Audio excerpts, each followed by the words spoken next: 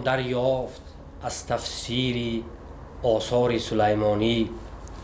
شکوه علم تاجیک نیست کم از علم یونانی.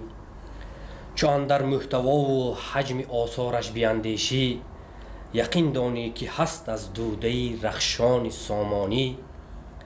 گهی با منطقی سینا به عمق علم ره جوید، گهی با ابن یقظان است در حالات عرفانی. همیشه در خطی پیشی سخن بوده به چندین خط، خطی بشکسته و کوفی و نستعلیق و ریحانی.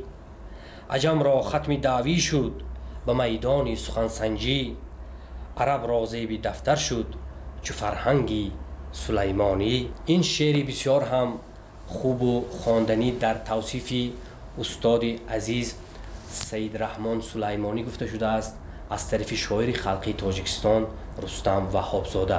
سلام و درود بینندگان ارجمند یوتیوب کانال روزنامه جمهوریت.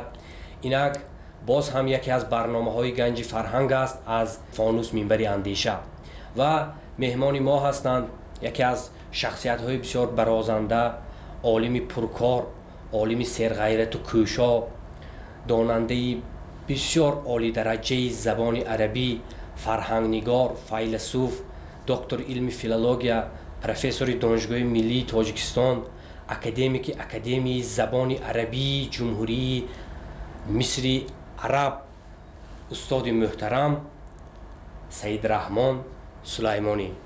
استاد عزیز به برنامه ما به استودیوی روزنامه جمهوریت خوش آمدید. سلامت باشید. تشکر زیاد برای دعوت و پذیرایی بسیار صمیمی و گرم. استاد ارجمند ما نه تنها در عالم علمی تاجیکستان بلکه در عالم علم عرب هم یکی از شخصیت‌های بسیار معتبر محسوب می‌یابند. دلیل این گفته‌ها جایزه بین المللی قطر است که از دست شاهزاده قطر ابن حمد چند پیش گرفتند. این جایزه را اصلا برای محصول کدام رنج‌های شما سزاوار دانستند استاد عزیز؟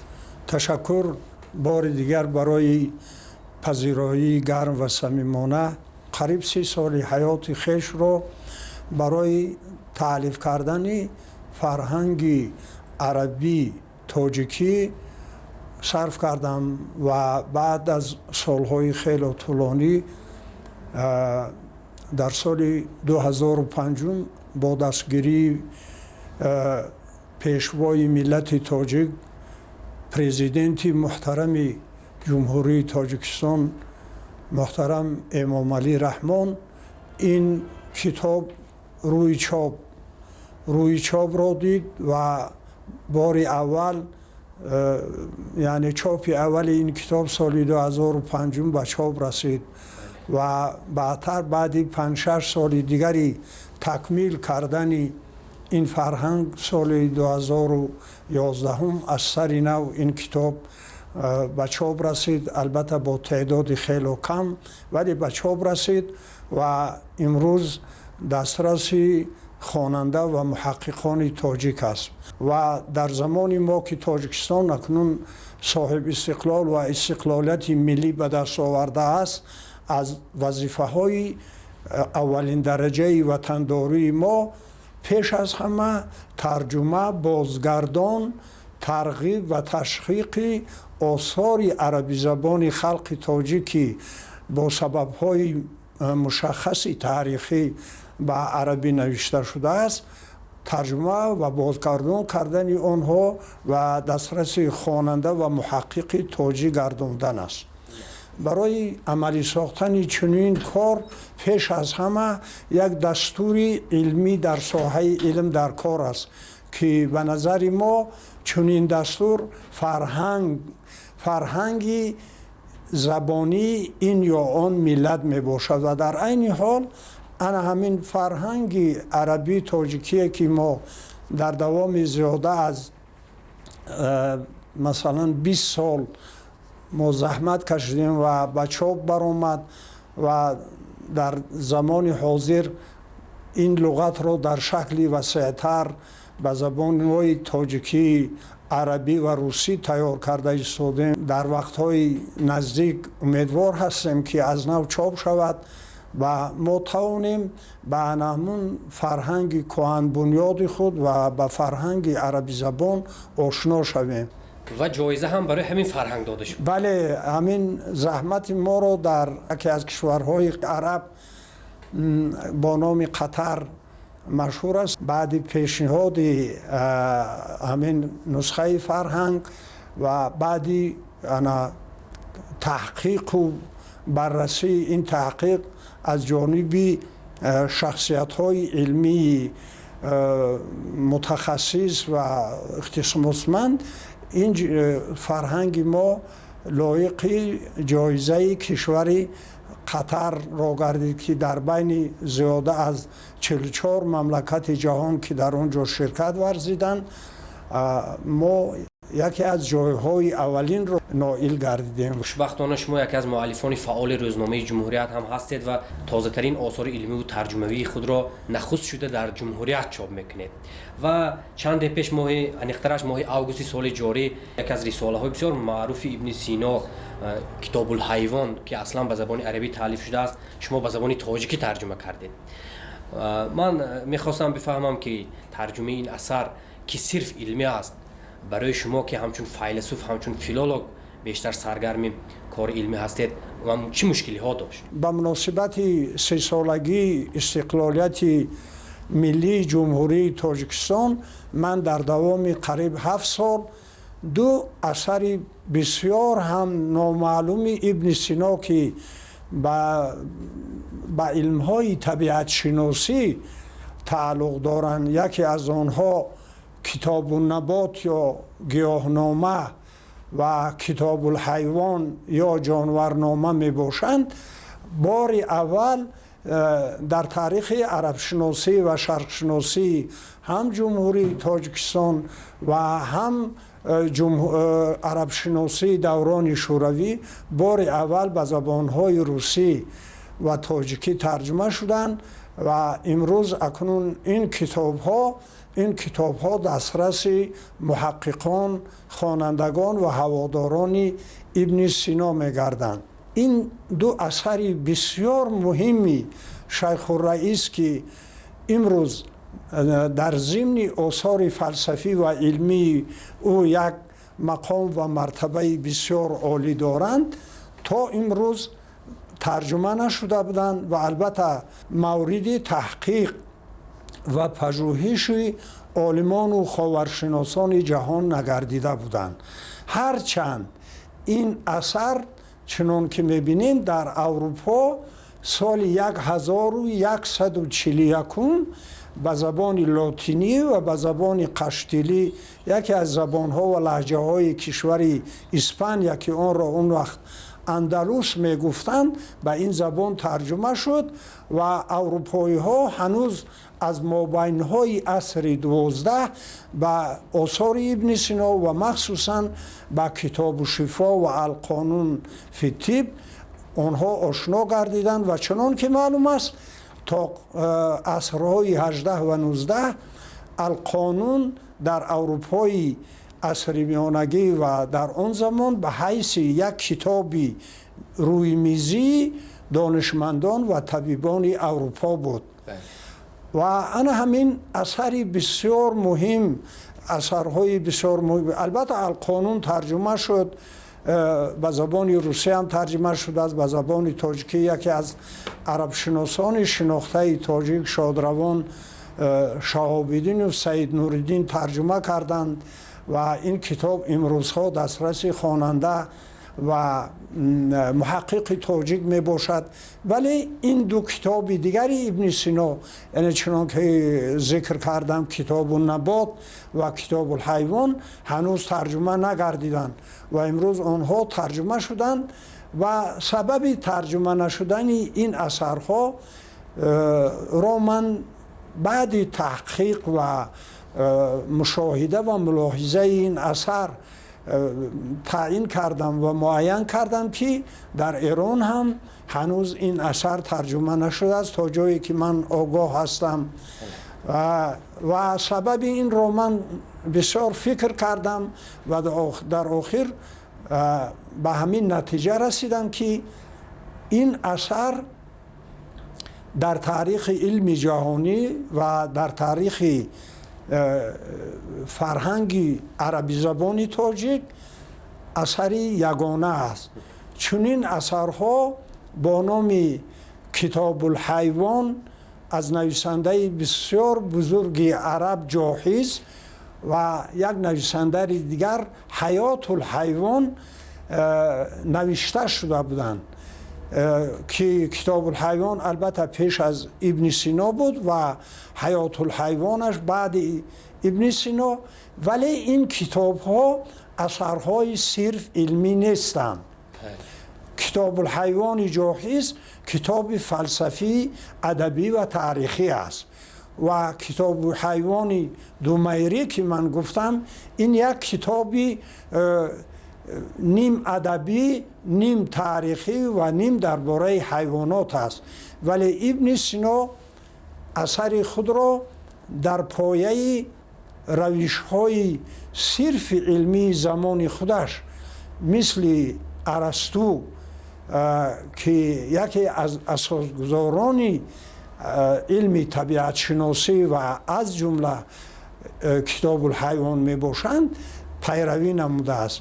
و وقتی که من با ترجمه این اثر آغاز کردم و با یک قسمی آن را ترجمه کردم، در ترجمه وی بسیار در ماندم، زیرا که در داخل متن این کتاب صدها اصطلاحات یونانی زبانی در شکل تحریف شده عربی وجود داشتند که خواندن اونها برای خواننده و از جمله برای بنده بسیار دشواری پیش آورد و من براستی که بسیار در فکر ماندم که این اثر رو ما چگونه ترجمه میکنیم. ولی کشف اسرار این را از مقدمه ابن سینا من دریافتم که بزرگوار در اونجا میفرمایند که ما این اثر خود را در پیروی به اثرهای معلم اول یعنی ارسطو نوشته ایم درباره حیوان را یعنی، ولی درباره انسان را بیشتر به آثار علمی خودمان تکیه کرده ایم. انا از همین جهت هم من مجبور شدم که با آموختن آثار بسیار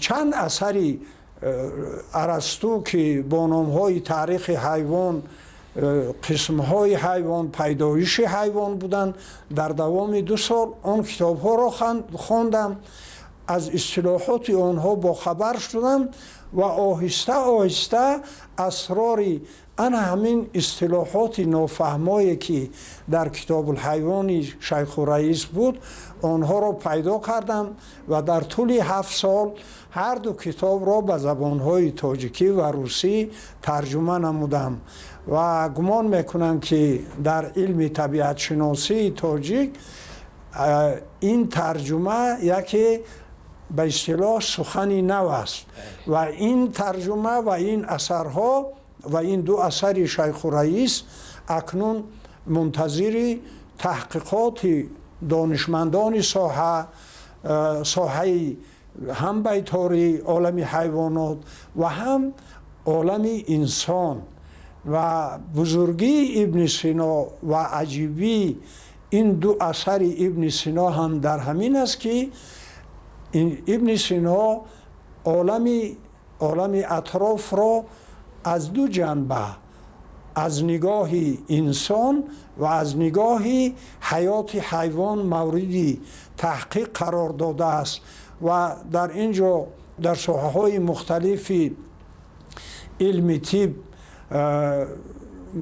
کشفیات‌های بسیار مشکافانه کرده است که البته اینها را متخصصان همین ساحه بعد آشنایی با این کتاب‌ها کشف خواهند کرد. شما ضمن پژوهش و ترجمه آثار ابن سینا ثابت کرده اید که زبان تاجیکی، پارسی ما زبان علم هم هست. اما امروز یک زمره مردمی ناآگاه دعوا میکنند که زبان تاجیکی قدرت زبان علم شدن را ندارد. شما که تجربه دارید در این سمت کارهای بزرگ هم کردگی هستید، ба амин чунин даъвогарони пуч чӣ вокуниш нишон медиҳед? ҳамеша камбуди инсон дар ин аст ки як чизро надониста қазовати нодуруст мекунад. мо чизро нахонда нашинохта дар бораи он қазоват карда наметавонем. ин як тазоди таърихӣ аст ки як миллате ки фарз кардем 1000 сол пеш дар сурати осори мисварӣ донишнома, дар сурати захираи хоразмшоҳӣ ки дар 10 ҷилд ба забони тоҷикӣ ноб ҳаст ва ба забони арабӣ ҳам ҳаст. ин ба забони тоҷикӣ имкон буд ки масалан забонҳои илмӣ навишта шавад. акнун чӣ шуд ки имрӯз ин забон ин қадар паршикаставу фарз кардем нотавон шуд? айб дар ош аст ё дар мош? айб дар ин аст ки мо забони худро намедонем, мо онро хуб аз худ намекунем. ва ибни сино ба забони модарӣ хизмати беҳамто кард. ин шахсе буд ки ба гуфтаи худаш ки дар муқаддимаи донишномаи алоӣ омадааст, ба забони форсии дарӣ андар ҳикмати ниёгон бо фармони алоудавлаи коквай донишномаро навист ва аз ҳамон замон пояи осори фалсафӣ ва илмии забони тоҷикиро бунёдгузорӣ кард. ва маълум аст ки барои навиштани асарҳои бузурги фалсафӣ ва махсусан бахши илоҳиёти вай донистани як забон ба сурати бисёр мукаммал зарур аст. ва дар ин ҷои шаку шубҳа нест ки худи забони тоҷикӣ ва шайхураис тавонистанд ки ба забони модарӣ асари мукаммали фалсафӣ бо номи донишномаро ба забони форсии дарӣ нависанд ва ҳанӯз аз охирҳои асри 10 ва аввалҳои асри 11 ин забон дар баробари забони пурқудрати арабӣ ҳам ҳамчун забони илм хизмат кард. дар таҳқиқи доктории худ донишномаи алоиро мавриди таҳқиқи оморӣ қарор додам ва ин асарро таҳқиқ кардам ки дар ин асар зиёда аз 52000 калима ҳаст ва таносуб ва таодули фоизӣ ин ҳамин аст ки 29% калимаҳои ин асарро фақат калимаҳои арабӣ ташкил медиҳанд ва 71% онро калимаҳои сирф ноби тоҷикӣ ки ин дар воқеъ ман ростига бемуболиға гуфта метавонам ки дар таърихи миллати мо аз забони илмии донишнома дида асари тоҷикитар вуҷуд надорад. ман якчанд мисол мебарам аз масалан донишномаи алоӣ дар арабӣ. масалан як мафҳуми ин аз забони юнонӣ ба арабӣ гузаштааст ва дар забони фалсафа бисёр серистеъмол аст ва мегӯянд алҳарака билқаср ё ки алҳарака алқасрия. инро ба забони тоҷикии ҳозира ҳаракати маҷбурӣ ва иҷборӣ тарҷима мекунем. шайхураис дар ҳамон замон ана ҳамин таъбирро чунин тарҷума кардааст: ҷунбиш ба ситам тарҷума кардааст. ё калимаи абро ки дар бисёр асарҳо ҳаст масалан тарҷума кардааст писаргар. ва дар он ҷо бисёр калимаҳои зебои тоҷикӣ ҳаст ки албатта ҳар касе ки ин асарро бо диққат хонад барои худ истифода карда метавонад. шайхураис ибни сино ва яке аз ворисони сазовори ин бузургмард устод сулаймонӣ воқеан тавассути корҳои мондагори хеш собит карданд ки забони тоҷикӣ танҳо забони шеър нест, балки забони илм ҳам ҳаст. ва устод یک مقاله شما را ما خواندگی هستیم با نام جایگاه مخارج الحروف ابن سینا در زبانشناسی تاجیکی و عرب. در زبانشناسی تاجیک و عرب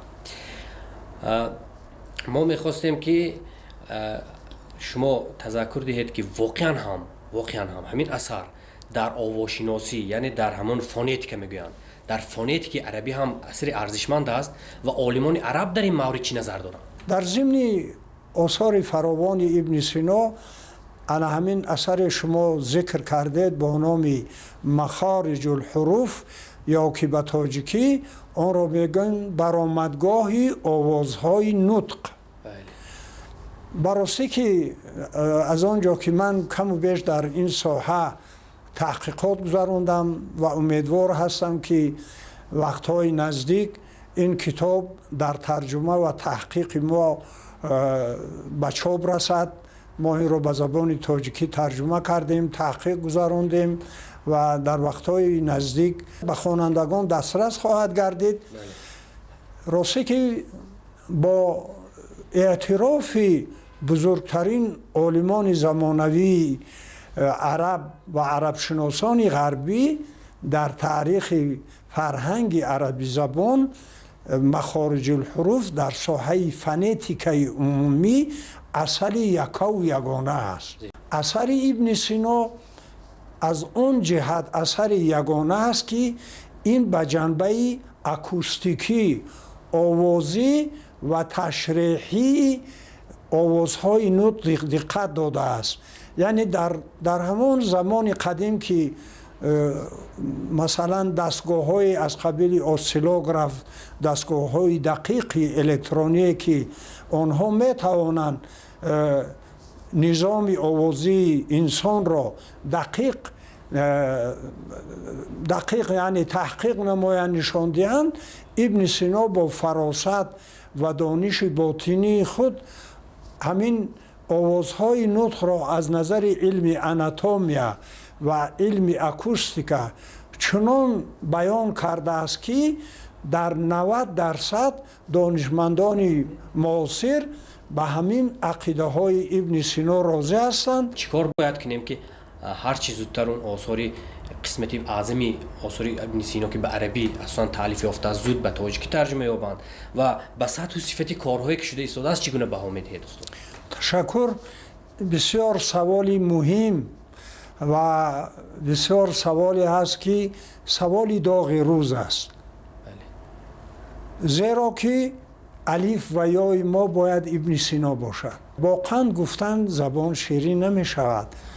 برای آن که ما ابن سینا رو بهتر شناسیم، بهتر آن رو به عالمیان آشنا نماییم، ما باید هرچی بیشتر و بسیارتر میراثی به عربی و به فارسی نوشته او را به زبان تاجیکی پیش از همه و بعد از آن به زبان روسی و به اون زبانهایی که ما امکان داریم اینها را خودمون ترجمه کرده تشویق و ترغیب کنیم تا اینکه ما را بیشتر شناسند. برای همین در شرایط کنونی با چنان که من در بالا اشارت کردم با تشبث حکومت تاجیکستان امروز در پژوهشگاه فلسفه و حقوق اکادمی علوم تاجیکستان ترجمه آثار ابن سینا دوام دارد. ولی یک چیزی که برای من مورد چندان خرسندی نیست، این آثار خیلی کم به چاپ میرسد و طبیعی است که به سبب کم چاپ شدن این آثار خوانندگان و هواداران و محققان از خواندن و تحقیق این برخوردار نمیگردند.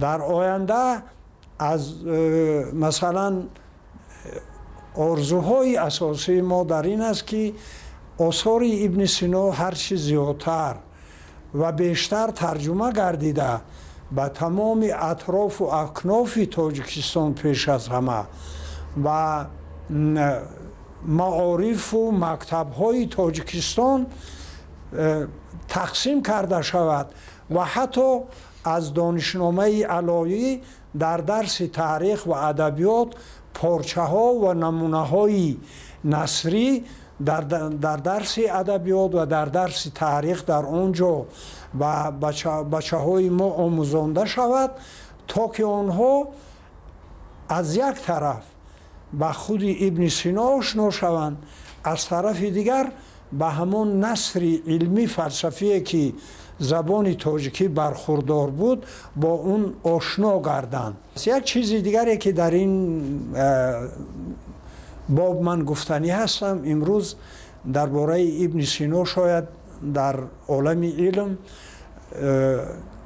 چنان تحقیقات های زیاده باشد که درباره کم دانشمندان جهان باشد و امکان باشد انا همین آثار را که آثار عمده را که درباره میراث فلسفی و علمی شیخ رئیس به زبانهای اروپایی و لااقل به زبان انگلیسی ترجمه شده اند، در آینده مؤسسه های علاقمند جمهوری تاجیکستان اینها را به زبان تاجیکی ترجمه کنند و ترغیب کنند تا که محققان و خوانندگان ما به ابن سینا آشنا، به ابن سینا و به این که درباره ابن سینا دیگران چی میگویند به این آشنا شوند. استاد، در زمینه کارهایی که زمان شوروی شدند و در 30 سال صاحب استقلالی ما در سینا شناسی بسیار کارهای خوب شدند، ما حق معنوی داریم آیا که یک مرکزی بین المللی سینا شناسی در تاجیکستان تأسیس دهیم؟ اگر این کار میشد نور بالای نور میشد، چرا که اون که مثلا اکنون در تاجیکستان در اکادمی علم ها مرکز سینا شناسی فعالیت دارد، این یک اقدام بزرگی فرهنگی در جمهوری امان می باشد. لیکن اگر یک مرکز جهانی ابن سینا در تاجیکستان می شد، این یک خدمتی بزرگ هم برای فرهنگ، هم برای علم جمهوری، هم برای آبروی بین المللی وطنمون بسیار خوب می شد، زیرا که با این راه ما امکان پیدا می کردیم که ابن سینا را نه تنها به ملت خودمان بلکه به جهانیان هم از نظر تاریخی و هم از نظر علم‌های زمانوی به مردم جهان آشنا سازیم. دوستان عزیز، باز هم یادآور میشویم که مهمان ما بودند استاد بسیار گرامی قدر، فرهنگنگار، فیلسوف و فیلولوژی شناخته تاجیک، پروفسور دانشگاه ملی تاجیکستان استاد سید رحمان سلیمانی. استاد عزیز خوش آمدید. استاد هرچند در رفت صحبت بارها تاکید کردند که هرچند میگویند که من 30 سال سری فرهنگی تاجیک عربی مهنت کردم و 7 سال سری گیاهنامه و جانورنامه، اما باز هم میگن این کارها همه کارهای خاکسارانه است.